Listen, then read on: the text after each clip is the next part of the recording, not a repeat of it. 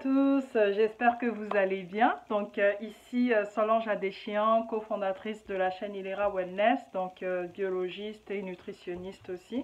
Donc en fait nous parlons aujourd'hui d'un sujet spécial qu'on n'entend pas parler assez souvent, notamment qui est la violence psychologique, la violence mentale et essentiellement la violence psychologique chez les femmes. Donc cette violence psychologique peut être vécue un peu partout, ça peut être au boulot, au travail, ça peut être dans le couple, ça peut être dans la vie de tous les jours, dans une famille, dans un foyer, mais on n'en parle pas beaucoup. Pourquoi? Parce que la loi n'apporte pas d'importance assez concrète au niveau de la violence psychologique, la violence mentale, parce que tout simplement, il n'y a pas de preuve. On vous dira, ben, où est la preuve que cette personne vous harcèle, où est la preuve que cette personne vous fait telle ou telle chose, tant qu'il n'y a pas de mots verbaux qui sont dits directement par la victime, tant qu'il n'y a pas de preuves verbales qui sont dites notamment directement envers la personne victime de ces violences-là. Mais par contre, il faut savoir que beaucoup de femmes, donc environ, selon nos sondages, selon aussi les études qui ont été menées notamment par l'Association des femmes victimes, on compte environ près d'une soixantaine de personnes qui sont victimes de violences psychologiques, mais on n'en parle pas parce que tout simplement la réglementation, la loi ne couvre pas justement cet aspect-là parce qu'on ne peut pas le démontrer aussi au niveau matériel ou au niveau physique. Donc essentiellement, ce sont les femmes qui sont victimes de violences physiques. Il y a un support pour pouvoir leur apporter, mais par contre, ceux qui sont victimes uniquement de violences morales et psychologiques, tant que c'est pas rentré dans un harcèlement physique, généralement, ce n'est pas couvert. Généralement, il n'y a pas de soutien là-dessus. Donc ici aussi, notre mission à Ilera, c'est de pouvoir aider toutes personnes, quoi qu'il en soit, de pouvoir trouver leur bien-être, que ce soit des personnes qui sont notamment à la recherche d'un bien-être, à la recherche de leur santé, mais aussi les femmes victimes de tout abus psychologique, moral, mais aussi physique. Mais surtout, le sujet qui nous intéresse aujourd'hui, c'est parler essentiellement de la violence psychologique, parce que la violence psychologique et morale est très importante. Ça affecte la personne, ça affecte notamment les femmes qui en sont victimes, et puis notamment, ça leur permet de pouvoir de plus en plus d'être craintives, ça leur permet de pouvoir perdre confiance en elles. Et ça, on n'en parle pas beaucoup parce que, ben, est-ce qu'il y a une association de violence psychologique, mentale? Ça, j'en doute, il y en a très peu par rapport aux violences physiques, à celles qui couvrent, au fait, les violences physiques au niveau des femmes atteintes de ces violences-là. Donc, pour cela, en fait, c'est sûr que c'est important d'apporter une aide à ces personnes-là qui en sont victimes parce que généralement, elles vont dire, mais personne ne nous croit de toutes les façons puisqu'il n'y a pas de preuves. Mais oui, essentiellement. Et ça, c'est vrai parce que j'ai travaillé notamment avec quelques femmes là-dessus. J'ai travaillé avec quelques femmes que je connais qui sont justement des personnes qui s'en sortent, qui en sont sorties et qui en sont en train de se battre notamment pour pouvoir aider les personnes qui sont, les femmes qui sont victimes notamment de violences psychologiques et morales, mais dont personne n'en parle, dont il n'y a aucune preuve pour pouvoir le prouver, mais cela abat tranquillement et cela agit tranquillement sur le mental et donc sur la santé à long terme de ces personnes-là. Et généralement, quand on prend le cas des femmes, par exemple, une femme qui souffre d'une violence psychologique et morale de la part de son conjoint dans un couple ou notamment de son chef au travail, notamment, c'est qu'il faut aller voir aussi chez cette personne, la personne qui est responsable justement de ces abus.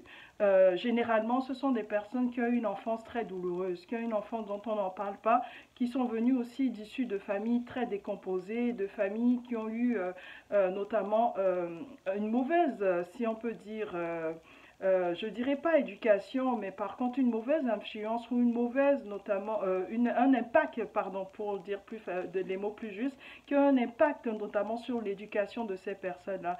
Et forcément à l'âge adulte, si ces personnes n'ont pas suivi un traitement pour pouvoir aider un peu leur mental, ben forcément ils transmettent cela aux autres générations. Et malheureusement, c'est les femmes avec qui ils se mettent qui en souffrent notamment et qui finalement vont porter les pots cassés de leur enfance mal vécue. Et ça, c'est dommage parce que notamment, c'est ce qu'ils ont vu comme exemple, c'est ce qu'ils ont vu durant leur enfance. Et justement, pour eux, c'est un modèle. Pour eux, c'est comme ça que la vie doit être et c'est comme ça qu'ils la transmettent de génération en génération. Et c'est vraiment dommage. Je vais vous prendre un cas typique que je connais d'une personne que je suis. Et en fait, c'est vraiment c'est dommage parce que c'est difficile notamment de pouvoir mettre ça en place et de pouvoir aussi aider ces personnes-là parce que pour elles, c'est qu'elles n'ont aucun problème généralement. Hein, si elles font subir toutes ces violences psychologiques ou morales à leurs conjoints ou à leurs partenaires ou à leurs personnes, à leurs collègues au travail, c'est qu'elles se sentent très bien. Pour eux, c'est que ces personnes n'ont rien, hein, ils n'ont rien à se reprocher, mais par contre, ils ont un gros problème mental qu'il faut régler. Et ça, c'est ça le danger justement parce qu'ils ne sont pas conscients de ça. Et donc, pour prendre l'exemple de la cliente que je suis, notamment que je vais appeler Maria pour des raisons de confidentialité, Maria vit en couple avec son conjoint, ça fait à peu près une dizaine d'années. Et en fait, ce qui se passe, c'est qu'ils ont vécu tranquillement, mais dès le début aussi de la relation, comme on dit, hein, tout beau, tout neuf. Donc du coup, Maria, justement, entretenait une relation avec son conjoint et puis au début déjà elle se rendait compte que le conjoint, bon, ils échangeaient quand même assez bien, elle se rendait compte qu'il lui cachait certaines choses, donc ils en ont parlé et tranquillement elle s'est dit ben ça va s'améliorer, j'ai espoir, cette personne va changer dans le bon sens. Donc le conjoint déjà ayant un passé d'une enfance un peu tumultueuse dont il n'en parle jamais d'ailleurs à Maria. Et donc, en fait, voilà, ils ont commencé à évoluer, ils ont eu des enfants. Et puis finalement, elle s'est rendue compte au cours du temps, finalement, le conjoint se présente très, très sympathique, jovial, souriant à la maison. On aurait dit c'est la crème, la crème, la crème du beurre. Donc, selon ce qu'elle m'a décrit. Mais par contre, lorsqu'il est dehors, il ne fait que détruire sa femme. Il appelle les gens, c'est la liberté quoi. Donne Jean, je suis dehors, la vie est belle, elle n'est pas à côté. Et puis il commence à parler très mal de Maria auprès des gens. Tu sais, elle a fait ci, elle a fait ça. Il décrit tout ce qui se passe à la maison en amplifiant bien sûr. Et justement, c'est que le but de tout ça, c'est qu'ils veulent détruire, faire connaître que sa femme est une vampire à la maison. Et elle est super dangereuse, qu'elle est méchante et que c'est lui qui est le victime, donc la victime de l'histoire. Donc il fait connaître ça aussi, même aux amis que Maria lui a présentés, aux cousins, à la famille, derrière, au fait, en cachette, quand il est au travail, pendant ses heures de libre, il passe son temps à appeler, il passe son temps à détruire sa femme, à parler mal de sa femme auprès des gens, même aux personnes que sa femme lui a présentées. C'est ça le pire au fait. Et donc il parle de sa femme, Maria, il la dénigre complètement dehors, et donc sachant qu'elle ne sera au courant de rien, bien sûr, hein monsieur, donc elle sera au courant de rien, mais une fois qu'il rentre à la maison, c'est des bisous, je t'aime Maria, je t'adore Maria, tu es ma princesse, il est tout doux, il fait à manger, il lave les assiettes, il fait tout, il lui fait des bisous, et tout ça, mais au final, il n'échange rien. Parce qu'ils sont à la maison, c'est juste un portrait caché de toute la haine et la méchanceté qu'il a en arrière pour cette femme-là. Et aussi, c'est un portrait caché de tout ce qu'il a vécu enfant. Donc, il déjette cette colère, hypocrite que j'aurais dit, cette colère masquée, cette colère déguisée, cette colère haineuse et surtout cette colère psychologique qui est vraiment cachée. Il se déchaîne dehors, mais par contre à l'intérieur, c'est vraiment la crème du beurre. Donc un mari super euh, adéquat, super respectueux, super idéal de chez l'idéal, mais par contre dehors c'est toute une autre personnalité. Donc le conjoint de Maria justement présente ces deux personnalités. Dehors il se lâche, il appelle ses amis, il converse et tout ça, la vie est belle, il appelle sa famille et même il appelle aussi les amis de Maria pour se plaindre et tout ça. Mais par contre à l'intérieur, une fois qu'il est en couple avec sa femme, qui rentre à la maison avec sa femme et leurs enfants, il est tout calme. Donc comme si de rien n'était. Elle lui en a parlé parce que j'avais recommandé à Maria justement de lui en parler vraiment gentiment, tout doucement, d'essayer d'initier le dialogue.